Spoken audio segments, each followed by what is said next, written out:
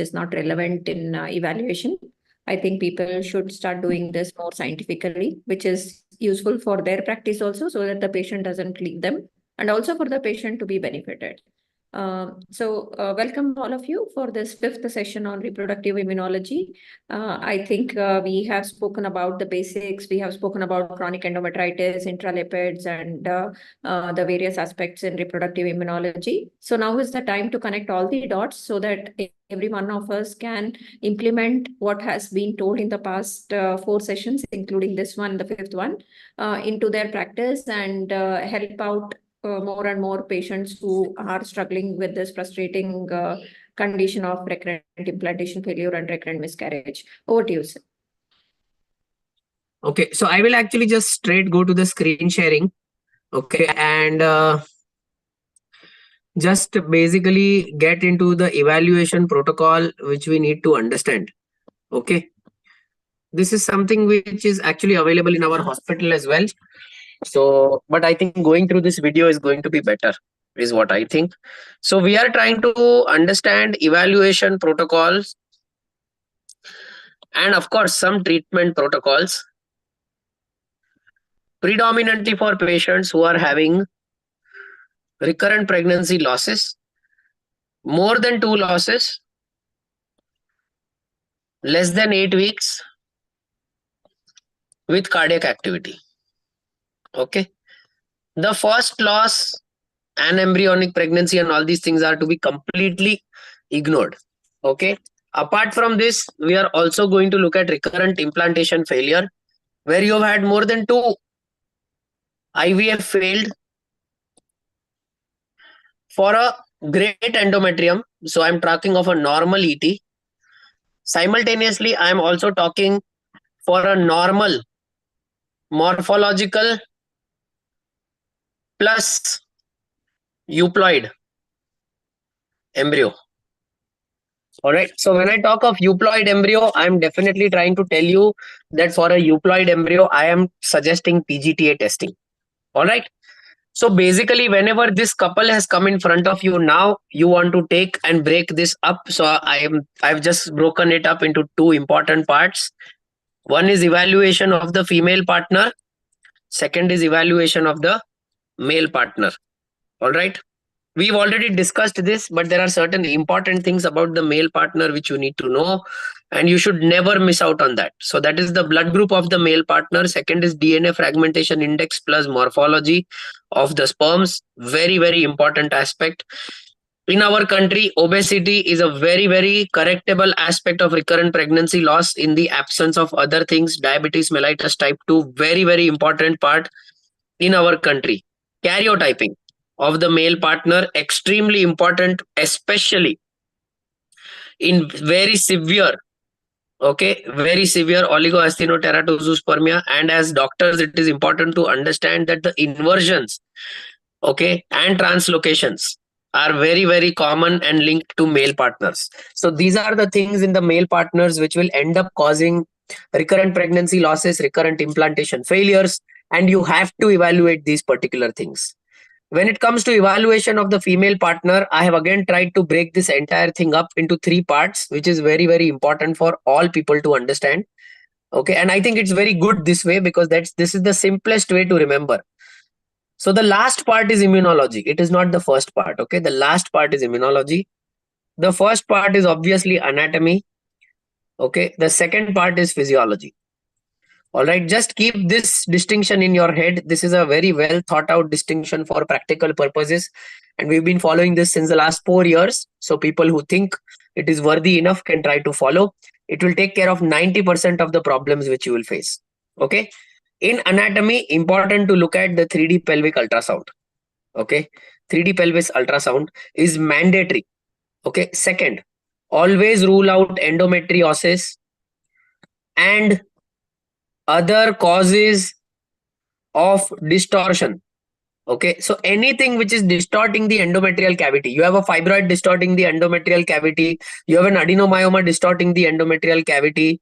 Okay, you have fibroid, you have adenomyoma, okay, you have endometrioma, you have polyp, Okay, all these things, if they are present, don't believe to all that nonsense that if polyp is present inside the uterine cavity, you can leave the polyp and do an embryo transfer. Okay, wo sab bakwas hai. In the practical life, you will have to ensure that you remove the anatomical defect if at all it is viable. 3D pelvis is to correct all the other anatomical defects which are correctable, like for example, if you have a septum, all right, for example, if you have, a transverse septum, vertical septum, Robert's uterus, all these things are correctable causes. So please ensure that you do the necessary correction for all the anatomical problems. All right. Then comes the second important thing in physiology, that is AMH, TSH, prolactin, other endocrinological causes like PCOS, testosterone, hirsutism. Okay, and I will come to this in a little while. Physiology, I'll again touch physiology, but please remember one thing. We all know this, but let's remember, low AMH is a known cause for having recurrent pregnancy losses, recurrent implantation failures. Abnormal TSH, abnormal prolactin, PCOS, all of them are known to cause recurrent pregnancy losses, recurrent implantation failures. If you have not evaluated them, they deserve evaluation, and you are supposed to evaluate them 100%. But primarily your evaluation is anatomy and physiology. मान के चलो all these reports are fine, it's a normal uterus, normal AMH, normal everything normal, male partner normal, semen analysis normal, and you have this history. That is when you actually move on to the immunological aspects. When you move on to the immunological aspect, okay, it is important that you are looking for anything which is going to compromise the immunity. So the first thing, it should always be drugs, okay, and immune modulatory conditions. So what I mean by immune modulatory conditions is any form of autoimmune conditions. All right. This is the primary thing, because see, this is much more common. RA factor being positive, lot of women with SLE positive, lot of women who are having HLA B27. Okay, you are going to find this much more commonly as compared to finding women with APLA positive titers, anticardiolipin, IgG, IgMs. Okay, all those things are second line. Correct. Protein C, protein S, that is hematological conditions, Leiden mutations, factor 5 alterations, all these things, it is going to be secondary. So number one is the primary thing. Second is the APLA and all these things which cause immunomodulatory effects. The important thing why I said I will come back to physiology again is because when I study physiology, it is important that I always ensure that the endometrium is normal. Okay, the same thing is about immunology also. See, an abnormal endometrium is responsible for producing an abnormal local immunity. Okay, and as a result of which, hysteroscopy, which is here in all three, anatomy also you can look with hysteroscopy. Okay, physiology of the endometrium also with hysteroscopy, and physiology of immunology also with hysteroscopy. So it should always be hysteroscopy plus biopsy plus IHC in cases of suspicion. Your IHC is either CD138 or MUM1, but obviously these days we have moved on to MUM1. And please remember that that is an important aspect of the entire course of protocol, which is why I said that I will come back to physiology again. All right. And let's assume once that is also evaluated, then you come to testing for CDC cross-matching, that is testing for blocking antibody. Blocking antibody, it is very simple. If it is negative or if it is positive. If it is positive, then nothing. You are done. Okay. If it is negative, then you can consider to do something called as paternal lymphocyte immunization therapy, which may have approximately 15 to 20% benefit. All right. Now, after you have evaluated all of this in this entire single chart, let's assume you have evaluated everything. All right. And you come to a conclusion that I did not find anything. Okay. So I will just give you a nice breakup ratio, which you should keep in mind.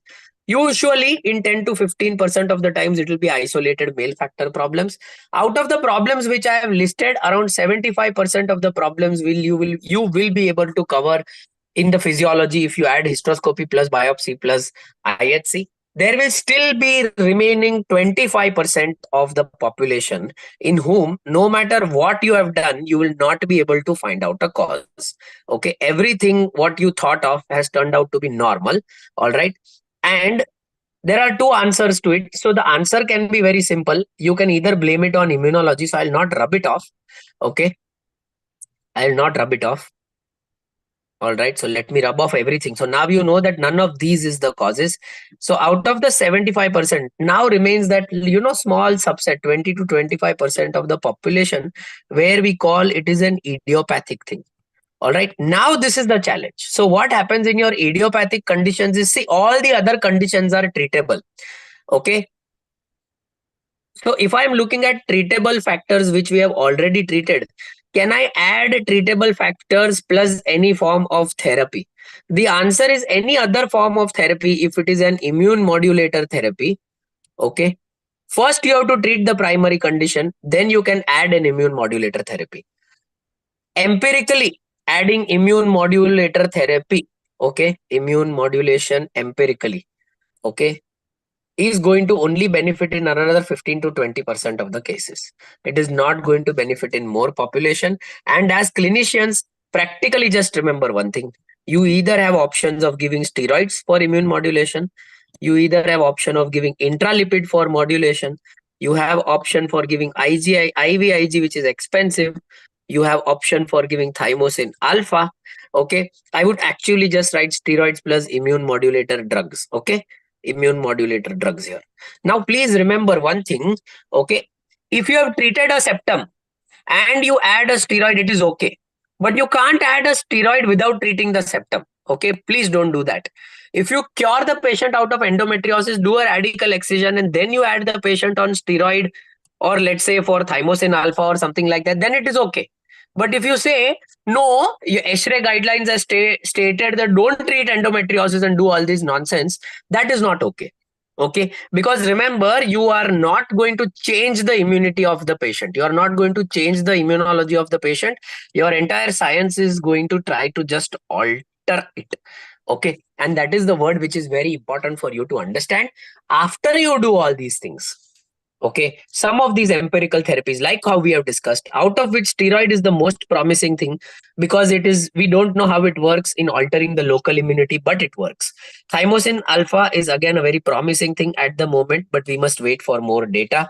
Okay, intralipids and IVIG is confusing at the moment because we don't really know how much it will benefit, and it's really less benefit. Okay, let me just write it down as that. All right, don't really put all your money on IVIG and intralipids. All right, it is something which we really don't understand so well at the moment. Okay, of course, as we step into the future, more and more therapies would be available, but remember, the basic and the most promising therapy, in my humble opinion, and I think I will conclude with that, okay, and that is going to be probably the future, okay, is altering endometrial microbiome. Okay, so I will take a session on this when, if the crowd is requesting, but this is going to be the future, is what I really strongly believe, because that is something which is going to help implantation even in idiopathic RPL and idiopathic implantation failures. All right, so with that I conclude my 10 minutes. I hope everybody has taken home some points as far as this flowchart and diagram of this session is concerned. Probably one or two questions before we stop the session.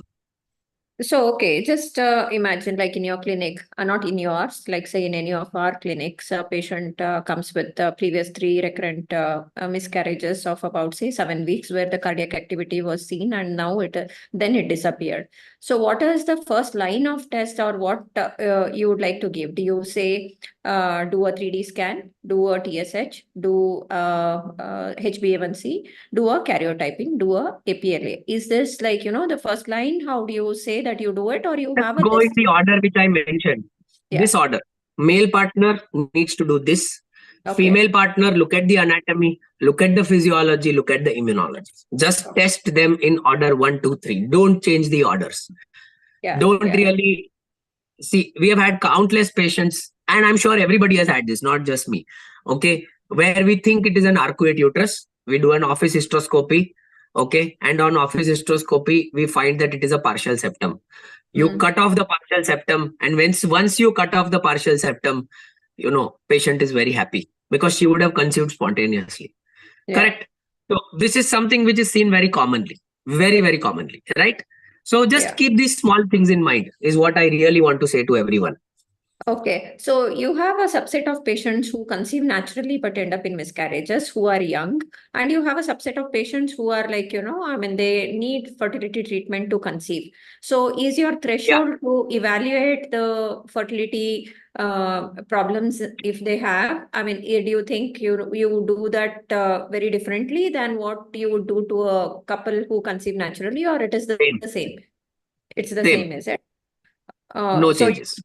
Oh, okay. I mean, is age an important factor, you think, when it comes to the I mentioned in physiology, AMH is very important, right? So mm, as age keeps on increasing, there you tick mark the factor for AMH, because mm, AMH would keep on normally decreasing in that situation, right? So apart from every other cause, you should also keep in mind that AMH itself, the inherent lady itself, is a mm. big problem for having a euploid embryo.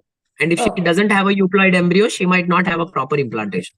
Okay. So tell me this, like male factor, you said mainly obesity, mainly diabetes and karyotyping, and also the DFI that you would be doing. So what about male thyroid? See, nowadays I am seeing definitely lot more cases of male partners who have thyroid dysfunction. So in those situations, you think there is any problem? No, actually, thyroid is a problem as far as sperm parameters is concerned. All Hmm. right. But it is important to understand that the capacity of the male body or any body to tolerate abnormal functions of thyroid is very high. Hmm. Hmm. Okay. So the thyroid has to be grossly deranged for a prolonged period of time for somebody to have a gross effect on the sperm sample.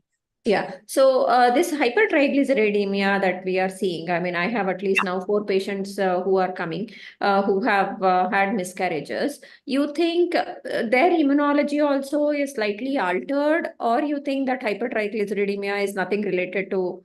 Honestly, if you ever look at the threshold of cholesterol in pregnancy, Hmm. then it is elevated to more than 350, Yeah. right? Because Yeah. the placenta itself is going to metabolize the cholesterol to generate progesterone. I Hmm. mean, I'm talking biochemistry. This is not even rocket science, correct? So we don't even know how much is the effect of hypertriglyceridemia on an immunological problem at the moment. All right, we Hmm. don't know, but probably hypertriglyceridemia can cause a hypercoagulable state. Okay, Hmm. is what the thinking is. All Yeah. right, and this thinking is like our conferences. Every third year, it will keep on changing. Okay, Oh. so what you should keep in mind is that take all these things at the moment with a pinch of salt till there is something which is rock solid conclusive. See, most of the factors, even if you go deep inside the science, point out towards a euploid endometrium and a euploid embryo. Just just take home that point Yes, honestly. yes, yes. So you didn't mention progesterone in any of your sessions so far. You don't think progesterone is No, dydrogesterone is a good immunomodulator? Don't you think injectable progesterones have immunomodulation effect? no. The amount of progesterone which you give in a luteal phase support for a cycle. Okay, see, India by far gives the maximum amount of luteal phase support if you look at global data.